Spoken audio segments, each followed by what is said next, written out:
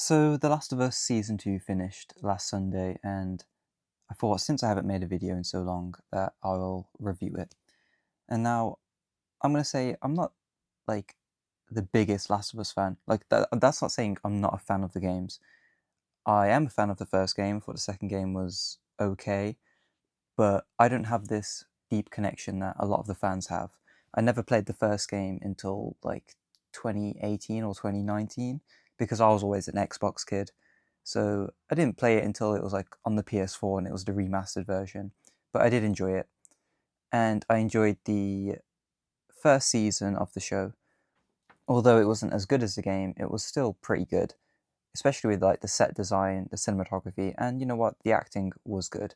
They were pretty faithful to the first game as well.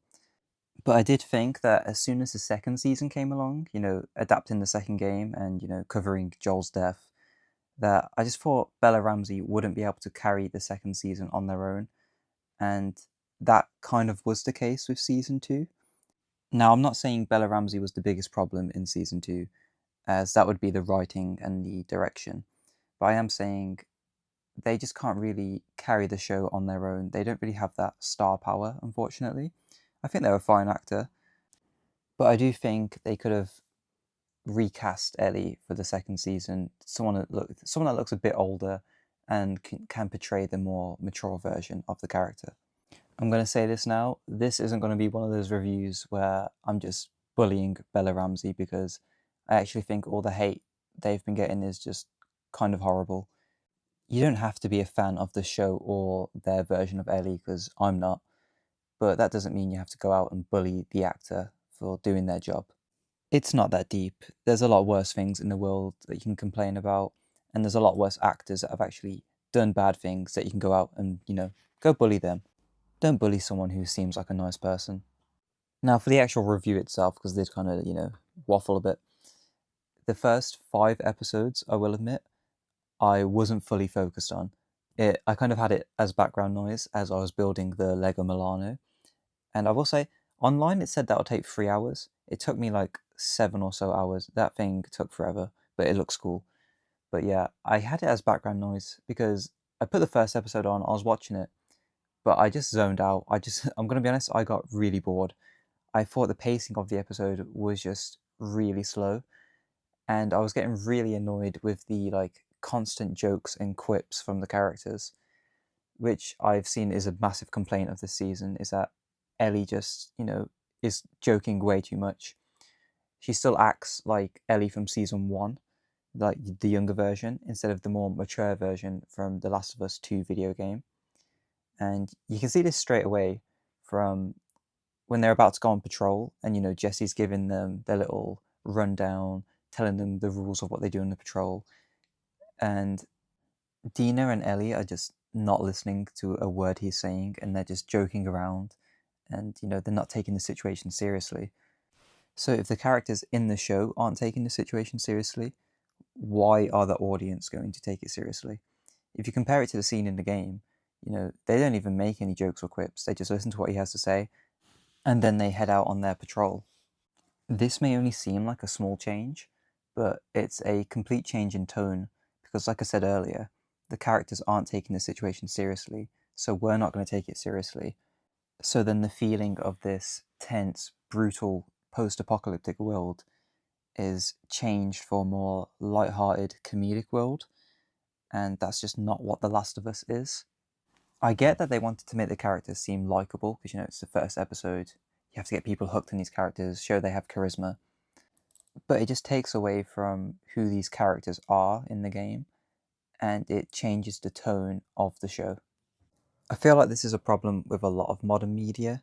Like, the characters can't be shown to be serious, they have to be always making jokes and quips, which we can only really blame the MCU for, to be honest. But again, this is a problem with the writing and directing. You can't blame Bella Ramsey for saying those lines and acting the way she does, because that is what is written for her and that is how she is directed. This jokey tone continues for the rest of the episode.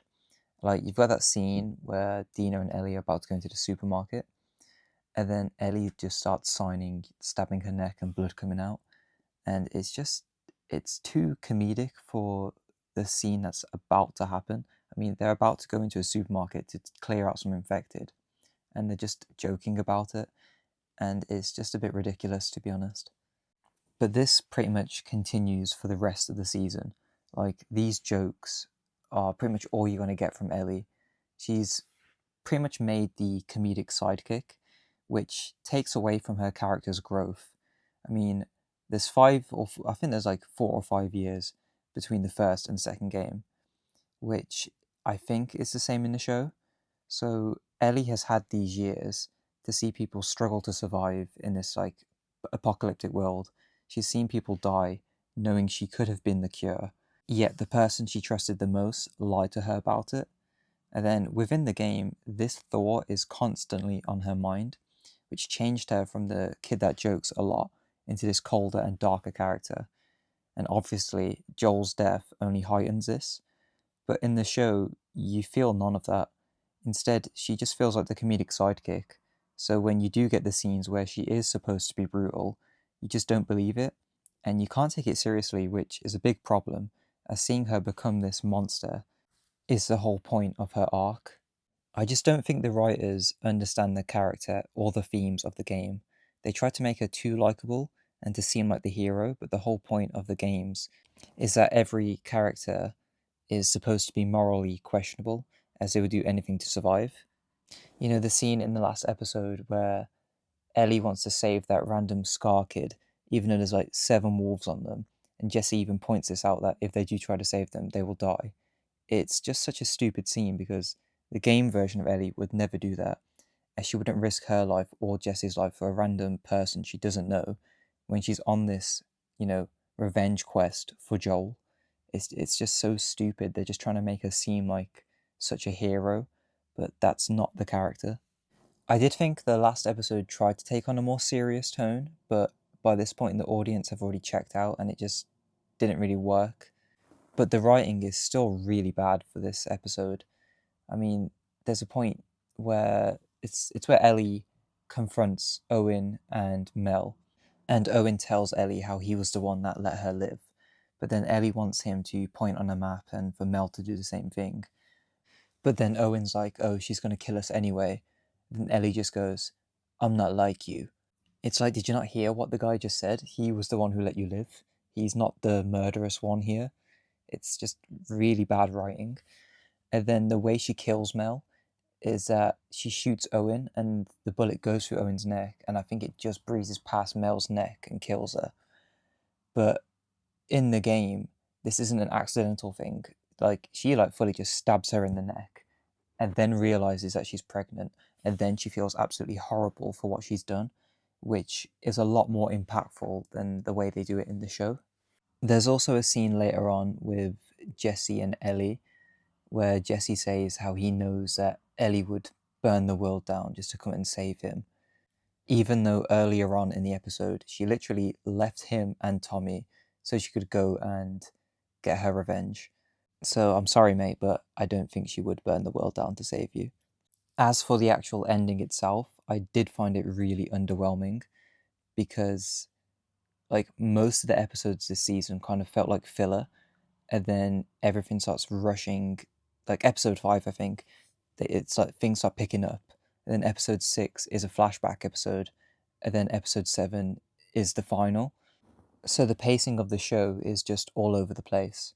I really don't get why they went with 7 episodes for this season because the second game takes like 30 hours to finish, I think. I mean, I've been replaying it and I'm about 10 hours in and I'm only just getting to the hospital to kill Nora. But that happens in episode 5, which is like 5 hours into the show. So they just seem to be rushing through everything, which is really damaging the pacing of the show. So then when you do get to the final episode and you have this big cliffhanger, it's not a holy shit moment. It's more of a, oh, okay. I do think the actress for Abby does a great job in the show, considering she's only in like 3 episodes. And since season 3 will show her story, I do actually think she will be able to carry it.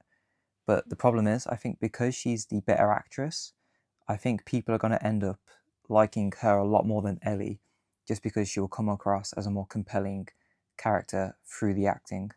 which will actually be quite ironic because a lot of people hated her character in the game. But another issue is the viewership has already been dropping for season 2. I think the final dropped like 55% compared to season 1's final, and I don't see viewers sticking around for season 3 to watch Abby's story, to be honest, even though it actually might be better. That's if the writers can actually improve, because even when it comes to Abby, I don't think the writers understand her character either. I mean, the fact that she says to Joel, "You are pretty cute" or "pretty handsome," I can't remember what it is. It's like, why would she be saying that to the person who's just killed her dad? Well, not just, obviously it was 5 years ago, but the person who's killed her dad, and she's been tracking for all these years to get revenge, and she just calls him handsome. It's so weird. It's pretty funny as well because in her flashback from like the very first episode where it shows her and she's mourning her dad, one of her friends even like says like, "Oh yeah, he was described as handsome." Like, who the hell is describing this guy as some attractive person when he's just gone on a murder spree? I find that so funny. But yeah, I don't see the writers doing a good job with season 3, and to be honest, I think they are just going to keep losing viewership. And I don't think the show will get cancelled. It's too expensive to just suddenly cancel, and it's got too much like Emmy awards and stuff from season 1, I think. So they're not going to cancel it. It will stick out until the end.